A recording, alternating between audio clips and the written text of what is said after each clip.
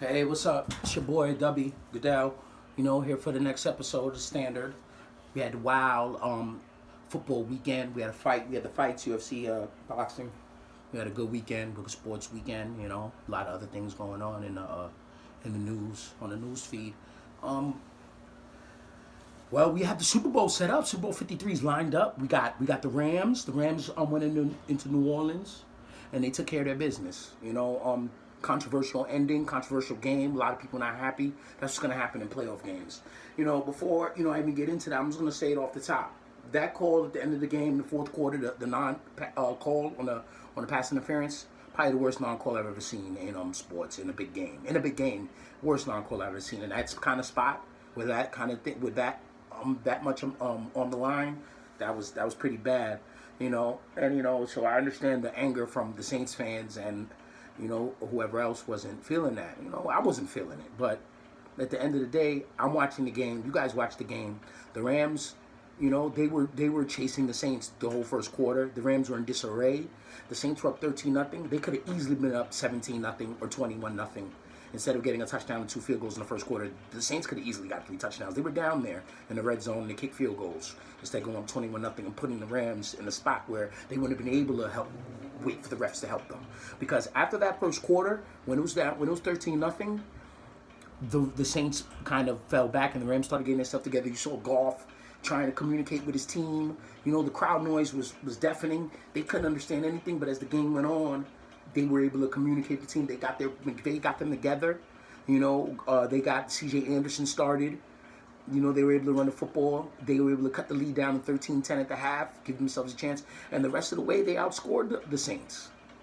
That second half, up the middle with Aaron Donald and Sue and the rest of those guys, they were giving so much pressure on Breeze up the middle. It was ridiculous. They gave them a hard time. And it showed. And like I said, the Saints had opportunities to win the football game. They had opportunities. It's disappointing, just like last year with the Minneapolis Miracle against the Vikings, which happened in the second round. The Saints took it a step further, and they were disappointed in the third round in the conference finals with a trip to Atlanta and Super Bowl 53 on the line. They weren't able to get it done. Honestly, though, that coin toss overtime, once again, you have the ball first. They gave the ball back. They weren't able to get it done. The Rams came down the field. Greg the Leg, or also known as Legatron. That's what we like to call him. We used to call him that in the fantasy league, Legatron, because Zerline got that boot. He got that metal leg. He got that transformer leg. He's got range. It's not a secret in the dome. I had a lot of confidence in him when he lined up the kick. A lot of people know. I'm sure the Saint fans knew he could make the kick, and he did. And the Rams are going to go, get a crack at Tom Brady again 17 years later in a different city. They're going to get a chance to come at a man that a lot of people refer to as the GOAT. And we're going to lead into the Patriots. With that, we're going to lead into the Patriots and the Chiefs. A game that was anticipated for all week. You could say all season, because a lot of people knew at the end the Chiefs and the Patriots were going to line up against each other. Pat Mahomes, awesome season, the 23-year-old phenom, most likely league MVP. Him and his guys brought it all in there to face Brady and company. At home in Arrowhead, they had the home field advantage. They're not the first ones to have it against the Pats. During the Belichick Brady era. This is not the first time the Patriots were able to go on the road in the championship game and vanquish a 1 seed or higher seed. And no matter how much you count them out, how much you think they're done, this is going to be the Belichick Brady era's 9th Super Bowl appearance. They've got 5 wins. They're going to be looking for the Thanos ring. That's 6th. They're going to be looking for that. And it's going to be hard to bet against them, especially when you really put your bread on the line. You're going to bet against them? I don't know. They're the faves going in. Also, with that, the Patriots were in a situation where they were considering themselves the underdogs, and they used that as motivation. And they were able to, the Chiefs had opportunities as well. The Chiefs, if the Chiefs don't get that neutral zone infraction, you get the Brady interception stands, game's over. This is not the first time we've seen this. Any people call it luck. People call it what they want, but when you think about it, at the end of the day, this is a team that has discipline. This is a team that prepares for these moments, and they're always the team that doesn't make the mistake. So what happens? They win the football games, just that easily. So a lot of America, United States, and the rest of the NFL fans around the country, whether you love them or hate them, the Patriots are going to attract the crowd. They're going to attract the ratings. I'm not saying that's why they're there, but we need them in that game, because whether you like them or you don't like them, you either want to see them lose or you want to see them win. And one of those things are going to happen in 2 Sundays, 13 days from today. So we have Super Bowl 53 lined up in Atlanta. It's going to be the Rams. Most likely, they're going to be the underdogs going into that game against the Patriots, the Belichick, Brady-led Patriots. So now, we have plenty of time to talk about that. We have 13 days. We're going to do a show or two. We're going to have fun with it. All the laughing, the joking, and we're going to get right to, and then it's going to culminate into game time. What else? Oh man, this is a topic I wanted to touch on. This is the fun topic. Saturday night, I saw the timeline, I saw the news feed, I saw Twitter, I saw IG, blah blah blah blah. Adrian Broner. I might gram, and I posted a couple of preliminary interviews before the fight. He had a couple pre-fight interviews. AB. This is another AB now, because last week we talked about Antonio Brown. Now we're talking about another flamboyant athlete. This athlete, unlike the first AB, he bites off more than he can chew, and he's done it multiple times. And finally, he's probably reached his pinnacle of that the other night against Manny Pacquiao. Oh, man. He got beat up. He got beat up by a 40-year-old man with little punching power. Manny Pacquiao is not the same puncher he was 10 years ago. Manny Pacquiao has not knocked out a fighter in years. I don't know if it's because of his age, if it's because of the allegations, and he's not. I don't know. I'm not going to get into that. I'm not going to speculate. But one thing I can tell you is his hand skills were there, and his aggressiveness was there, and he put his hands all over Adrian Broner's face all night long. And you guys saw it. I saw it. So I don't know what hood he's talking about when he said the hood know he won that fight. I don't know, because the hood I'm in, they didn't agree with him, and I don't think they agree with him in Cincinnati. And I don't think they agreed him in Vegas or any hood around the country or anywhere around the country, anywhere in the Philippines. AB, you got your ass whipped. And like Jim Gray said, you averaged 8 punches. You landed 8 punches around. You landed one punch in the 12th round, bro. And he told Jim Gray he'll beat Jim Gray up. He probably would. But if he fought Jim 7 times, maybe Jim might get one of those. Because AB is not going to hit you. Broner's not going to throw any punches. So, I don't know what he was talking about with the hood. No, I won that fight, and I controlled the fight. Man, you controlled, them punches hitting you in the face. That's what you control. So, it is what it is. I know one thing. People are not trying to see Adrian Broner fight on a main event card again. People paid money to see him fight. A lot of people did, the streamers, but people paid money for that. And you know what? At best, he's an ESPN fighter. Excuse me. Jeez, man. I control the whole fight. Man, come on, bro. This for the hood. Man, don't do nothing for us. Don't do nothing for the hood, bro. The hood don't need any favors from you. The hood don't want any of that. AB, come on, bro. The hood, come on. Great games, though. Like I said, 2 overtime games during the championship game. Does it get any better than that? I think it was phenomenal. So now, I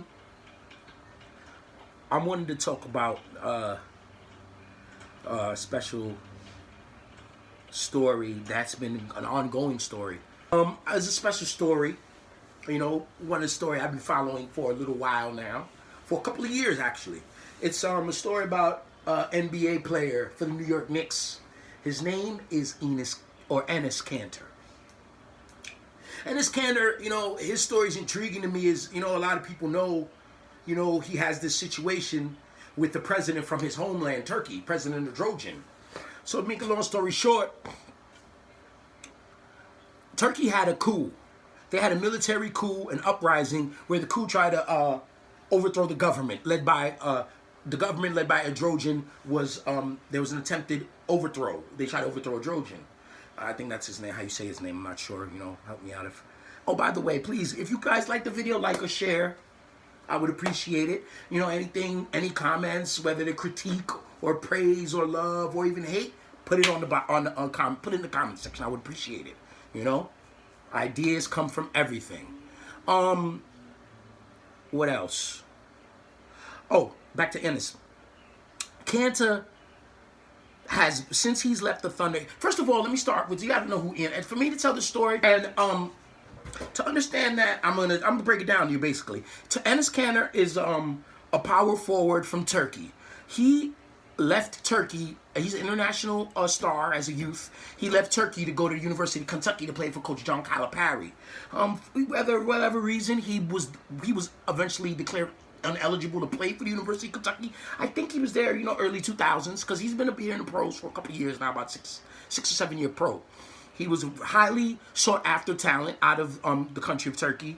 And Coach Calipari always gets the, back then he always got the highly sought after talents. You know what I'm saying? Coach Calipari, you know, I don't got to get into it. That's the Dawn, you know. He learned from the Godfather, Coach Patino, you know. Now Coach K biting them, but we're not even going to get into that. I'm going to talk about Coach K another time.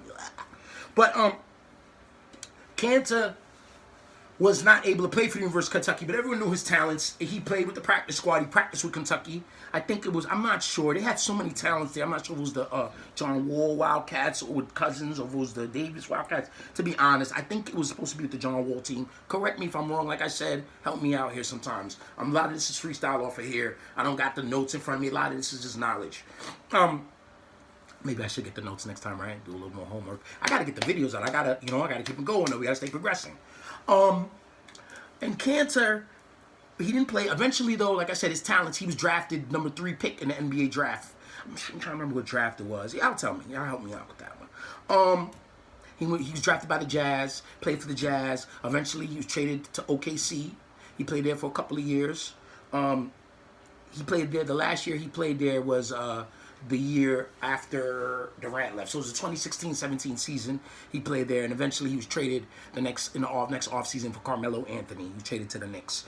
Before that, you know, he started really becoming outspoken. I started noticing him. He was outspoken. I believe the coup happened while he was in OKC. So he started talking about it back then, and he was condemning President Trojan and what the government stood for. So he was basically siding with the coup members. He was in the United States, and he would be on Twitter. He'd getting his, you know, he'd getting his social media on. It's like everybody else comes to this country. You know, they get on the Twitter, they get on the IG, they get on the Facebook, and they do their thing. And, you know, it's a different world. But what we have to understand here before we even think about this is what we do, our Western civilization ideologies, that shit don't play in Turkey. And when you listen to Ennis sounds like he's been here forever. He's really, you know, he's got this American thing down pat. You know, this freedom of speech thing. Ennis got it down pat. And, you know, and that was the problem, because Ennis got family over there. And his mom lived there. And his dad lives there. And he has siblings there. They weren't coming here. Eventually, right now, this is the culmination of this whole story is Ennis has an international warrant. You know, he's a permanent resident of the United States, but President Trojan has asked for his arrest and his extradition from the United States back to Turkey so he can face charges, terrorism charges. They got a man on terrorism charges. The man has been accused of funneling money through an app, almost like WhatsApp, or, you know, but there's a Cash App on it, and they said he was funneling money through the secure app, and he was funding the coup. And they want him to face charges on that. The charges ultimately came up last week. And the week before that, the Knicks were getting prepared to go to London to play the Washington Wizards in London. NBA game in London. NBA is marketing out in London. NBA has 2-3 games in London a year. It was the Knicks and Wizards times. They send the Knicks out there to do that. The Knicks ain't good anything else, so they go let them go market in London. And this didn't make the trip. And it cited that his life was in danger, is what he said. He said if he would go to England, they have Turkish spies there and they can kill him there. And I'm saying to myself, okay, Ennis, if you feel that way, why would you talk everything you're talking with your mom and dad there? And I say that because his dad had to denounce his relationship with his son. Whether it's true or not, his dad had to publicly get in front of a camera and say, I don't have any relationship with my son. Because obviously his dad is scared of what the government or the people can do to him. His family, he doesn't want to, he didn't sign up for this. He didn't sign up for his big mouth son to come over to the U.S. and trash talk and put his life in danger 8,000 miles away. He didn't sign up for that. But his son signed his ass up for it. So, a lot of people are telling me, oh, W, it's a free country and he's just taking advantage of the American way. And I'm like, cool. And most likely, he probably won't get extradited. Even though Trump owes a Trojan a favor, because a Trojan gave the United States government all the information on the journalists, the Saudi journalism's assassination in Turkey, that Turkey embassy in Istanbul months ago. So he jumped out and told the U.S., yeah, we didn't do that. The Saudis didn't. He gave the U.S. all that information. So when a Trojan's going to turn around and say, yo, let me get Cantor. So, it's a little bit of his future's in the government's hand. It'll be hard, though, for them to extradite him. And even if they don't, 45 is going to take credit for saving his life. He probably, I hooked him up, but whatever. It's a tough spot, because even if they don't extradite him, I would be worried about my mom and dad. And like I said a long time ago, Enos needs to shut the hell up and play basketball. He's a free agent. Go get paid. Send your daddy a couple dollars and just shut your mouth. Get him over here. Get your mom over here. If they want to come over, get them over here. Then run your mouth all you want. But right now, you're putting your family in danger, bro. Shut the fuck up. How about that? It's time to shut the fuck up. Probably now you will when you got these dudes on your back. You don't play no defense and you don't shut the fuck up. It doesn't matter. We're going to get rid of him before the trade deadline. The Knicks are going to get rid of him. And the Knicks, I don't know what they're going to do. They're going to try to get a couple free agents. Hopefully they stay away from Irving. I don't want, I'm sorry, but I don't want that guy.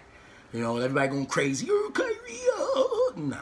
This guy, I don't want him. It's cool, but I don't want to give 6 years or 5-year contract to a 28-year-old guy, with leadership issues and then wires in his knee. I don't want a 32-year-old point guard making $30 million and he gonna play 60 games, 50 games. I don't want that.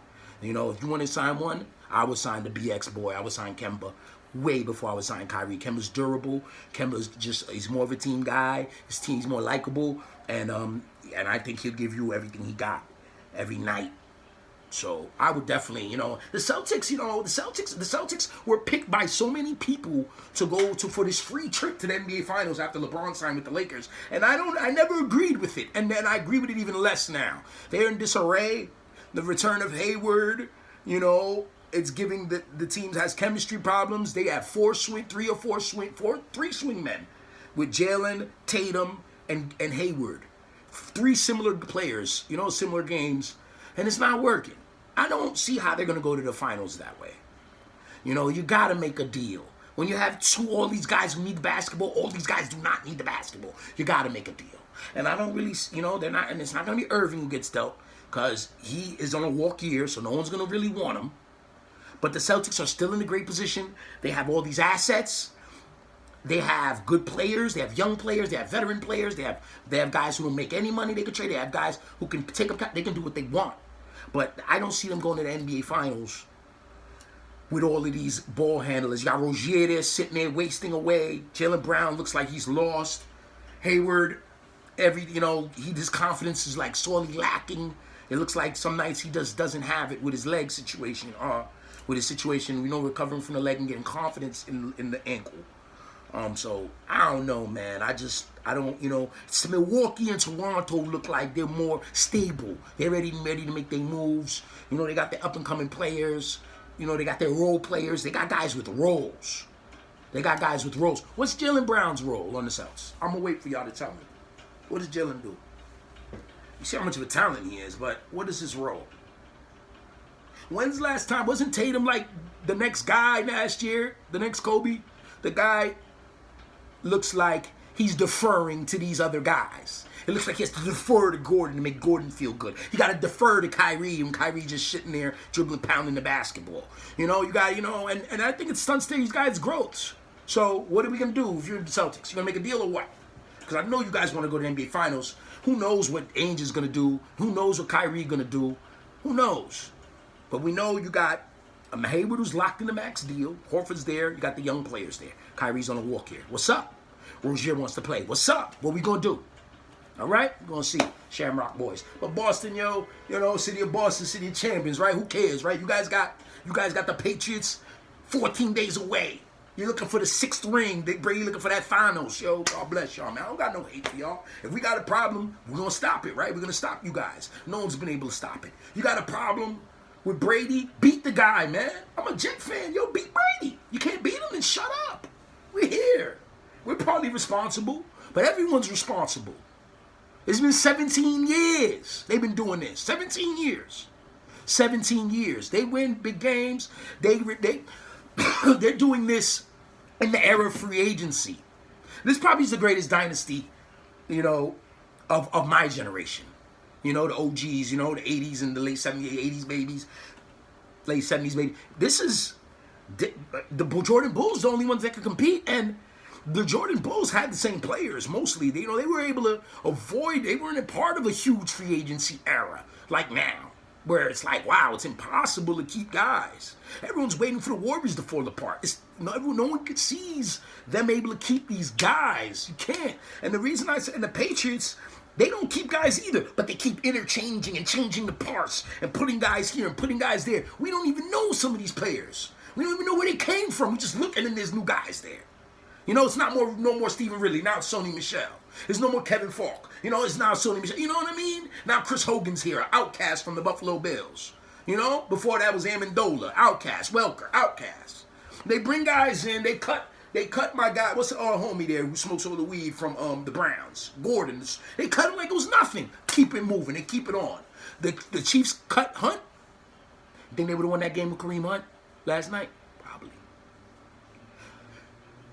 The Patriots are the only team I've seen in the last 15 years, and maybe the Spurs did their thing too. But besides that, the Patriots are the last team I've seen maintain this dominance with a carousel of new players. The only consistent is the coach and the quarterback. Only consistent, and they've been able to maintain, man. So like I said, if we're going to do something about it, we're going to do something about it and beat them. The Eagles beat them last year. Everyone thought they were dead. They were dead. They're not coming back. They're finished. Guess what? They're back. It's funny because Super Bowl runner-ups, they never come back. They get, look at the Panthers. Where that? Remember that? Super Bowl runner-up? Done. Remember the Falcons? Yep. 28-3. Done. Super Bowl runner-up. Seahawks lost the game against the Pats, the goal line game when they didn't run the ball. Never been back. Super Bowl runner-ups don't come back unless they play in Foxborough. And the Patriots dynasty is never going to be forgotten. You can call it cheating, call it what you want, call it luck. No.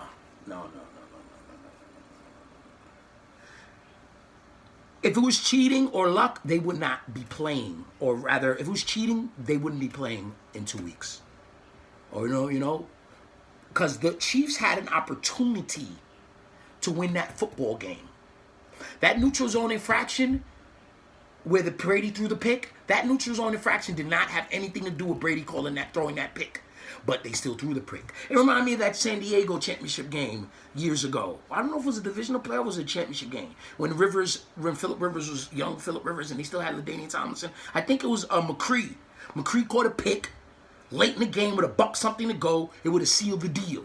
He's running the pick back, and what happened? Boom! They hit him. He fumbles the ball. The Patriots got it right back. So maybe it is a little luck, but they get it done, man. And we're going to see if they get it done in 2 weeks. I wouldn't bet against them.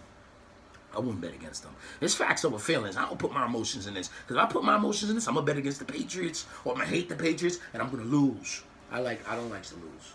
So, but we got a lot going on. I'm going to cut this one short. Shout out to everybody who showed love on the first episode and subscribed. I really appreciate y'all. I see y'all. Y'all telling me to do this for a while, and here I am. I'm doing it. What else? What else we got? Because I'm closing out. We're going to talk about a lot of stuff, man. Like I said, this is one more episode. The Standard. Your boy W. Goodell. I appreciate you guys. We're going to do a lot of Super Bowl previews. Like I asked earlier, I'm asking you politely and nicely as possible. I appreciate you guys. Share and like, comment, boom, boom, boom. let's get to it. You know, we got a nice long work week ahead. Well, some of us do. It's freezing out here in NYC. You know, shout out to the Nets, though. Spencer Dinwiddie, man, and D'Angelo Russell, man. We see y'all, man. You know, see y'all, man. Y'all causing havoc. Mediocre basketball team playing above their heads. God bless. Y'all go hard, man. No hate, no shade. Still waiting on Machado and Harper. We still waiting on Machado and Harper to sign. And, you know, you guys, like I said, I appreciate you guys. I'm going to see y'all next time on The Standard. It's your boy, signing out. Thank you, guys. One love.